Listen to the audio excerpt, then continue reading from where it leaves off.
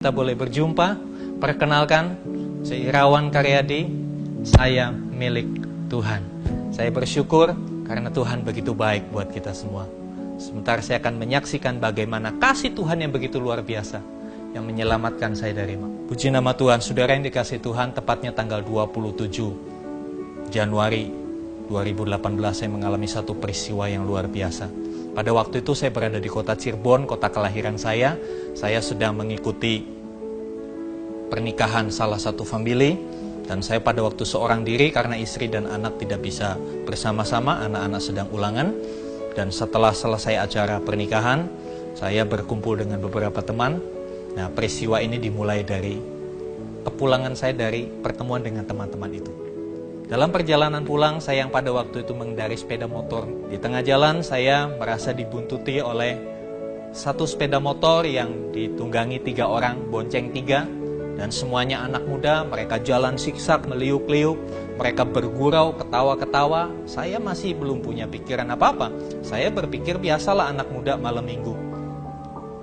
Tiba-tiba mendekati satu tikungan yang cukup gelap dan sepi, mereka mepet saya dan kemudian saya ditendang begitu keras yang mengakibatkan saya terjatuh dari motor. Saya masih berpikiran berpositif. Saya berpikir mereka tidak sengaja. Saya jatuh, mereka berhenti. Saya masih berpikir positif lagi. Puji Tuhan, mereka mungkin mau tolong saya. Tetapi apa yang terjadi Bapak Ibu? 2 orang turun, 1 orang langsung tarik helm saya dengan keras sehingga talinya terputus. Bapak Ibu bisa bayangkan betapa kerasnya tarikan itu. Belum selesai saya terkejut. 1 orang langsung membabat kepala saya dengan celurit. Sontak darah bercucuran. Saya hanya berteriak karena sakit luar biasa. Saya teriak, aduh Yesus tolong, Tuhan Yesus tolong saya. Ketika saya berteriak, mereka semakin beringas, mereka semakin brutal menyerang saya. Mereka ambil sebatang balok dan mereka memukuli saya begitu rupa. Bagian bahu kanan saya dipukuli berkali-kali. Kepala bagian belakang, bagian kanan. Sampai akhirnya menyebabkan tulang bahu saya patah, rusuk patah. Dalam kondisi darah bercucuran, saya berteriak dengan harapan ada warga yang mendengar dan menolong. Dan benar, warga mulai bermunculan. Pelaku pada waktu itu mereka ambil dompet saya, mereka ambil uang, banting dompet, lalu sepeda motor saya mau dibawa lari.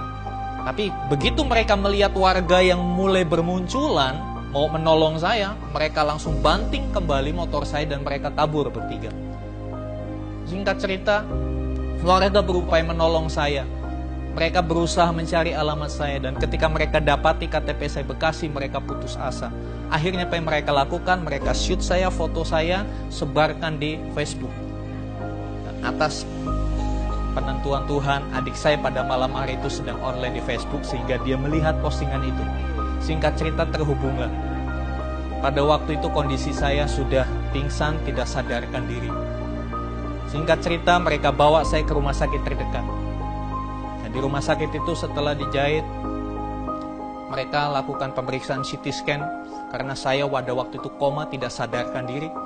Dan hasil CT scan terjadi pendarahan di otak. Dan bukan hanya pendarahan di otak, saya mengalami yang namanya memar otak menurut dokter. Jadi memar otak ini levelnya lebih tinggi dari gegar otak. Kalau gegar otak, otaknya hanya tergoncang. Tapi kalau memar otak, otak itu bengkak.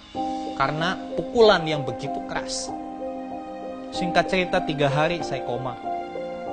3 hari saya koma, setelah itu karena rumah sakit ini rumah sakit kecil, mereka tidak punya fasilitas untuk melakukan operasi otak, untuk mengambil gumpalan-gumpalan darah. Sehingga mereka hanya terapi obat-obat dan obat. Akhirnya pada hari yang ke-6 saya koma lagi. Kembali saya diperiksa dengan CT scan. Ternyata pendarahannya semakin meluas, semakin parah. Saya dalam kondisi kritis. Napas saya sudah tinggal di tenggorokan. Dan akhirnya mau tidak mau saya harus pindah ke rumah sakit yang lain yang memungkinkan untuk dilakukan operasi. Akhirnya atas pertolongan Tuhan saya mendapatkan satu rumah sakit RSUD Gunung Jati di kota Cirebon. Di situ bisa untuk melakukan operasi otak. Tetapi walaupun saya sudah dipindahkan, tidak serta-merta saya langsung dioperasi.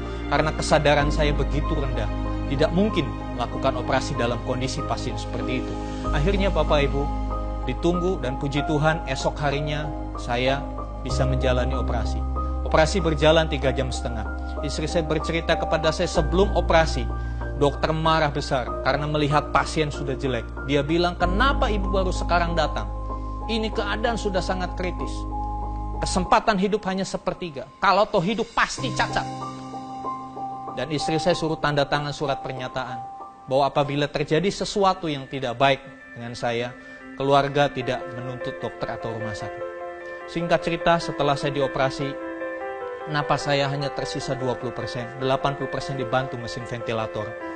Tapi puji Tuhan, hari kedua saya lepas semua alat. Saya sadar dan saya bisa masuk ke ruang perawatan. Kadangkala kita berpikir, mengapa saya harus mengalami begitu? Mengapa Tuhan tidak bersegera menolong saya? Saya kan sudah berseru kepada Tuhan. Kenapa saya harus mengalami pendarahan di otak saya tidak ditangani selama 8 hari? Seharusnya 1 kali 24 jam secara medis itu harus segera ditangani. Satu hal saya mendapat kebenaran, mirip seperti kisah Lazarus yang dibangkitkan. Yang pertama, supaya saya belajar percaya kepada Tuhan, bahwa Tuhan sanggup sembuhkan saya. Yang kedua, Tuhan ingin menyatakan kemuliaan-Nya di dalam kehidupan saya. Ada mujizat yang besar yang Tuhan sedang siapkan untuk saya alami. Dan benar Bapak Ibu, proses kesembuhan saya begitu cepat.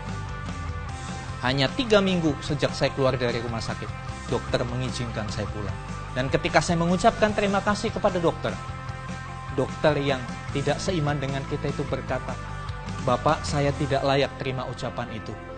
Bapak berterima kasih kepada Tuhan, karena kasus Bapak benar-benar mujizat, benar-benar Tuhan yang bekerja. Saya tidak bisa berbuat apa-apa dengan kondisi Bapak pada waktu itu. Puji Tuhan, nama Tuhan kita dipermuliakan Bapak Ibu. Dan kalau sampai hari ini saya bisa di hadapan Bapak Ibu, saya tahu ini karena Tuhan. Saya tahu saya milik Tuhan. Dan Tuhan begitu mengasihi saya. Dia punya maksud. Untuk selanjutnya, saya hidup lebih berkenan kepada Tuhan. Saya mengerjakan tujuan Tuhan di dalam hidup saya. Bapak Ibu Saudara yang dikasihi Tuhan, begitu banyak hal yang luar biasa. Dari hal pendanaan, Tuhan cukupkan dengan cara yang ajaib. Saya tidak diizinkan berhutang untuk pengobatan saya. Semua Tuhan lunasi dengan cara yang ajaib. Bapak Ibu Saudara yang dikasihi Tuhan, satu perkara, mari ketika kita menghadapi satu masalah, bersyukurlah dan belajar percaya bahwa Tuhan tidak pernah tinggalkan kita. Yakinlah bahwa kita milik Tuhan. Hidup mati kita di tangan Tuhan. Satu lagi saya mau sampaikan, waktu koma, Tuhan perlihatkan saya sorga. Saya melihat ayah saya yang sudah almarhum.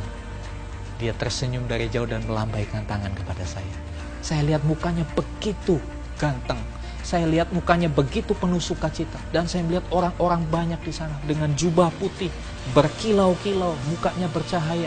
Begitu suasana yang penuh dengan sukacita. Begitu indahnya surga itu. Dan saya mau berkata, tidak ada satu tempat pun di muka bumi yang bisa mengalahkan keindahan surga. Oleh sebab itu, mari saudara, surga adalah hak kita, setiap orang yang percaya kepada Tuhan Yesus. Mari, jangan buang percayamu, jangan buang pengharapanmu. Tidak ada satu masalah pun yang tidak terselesaikan. Tuhan sanggup, Tuhan mampu, karena Dia begitu mengasihi kita. Dan harus diingat, kita milik Tuhan.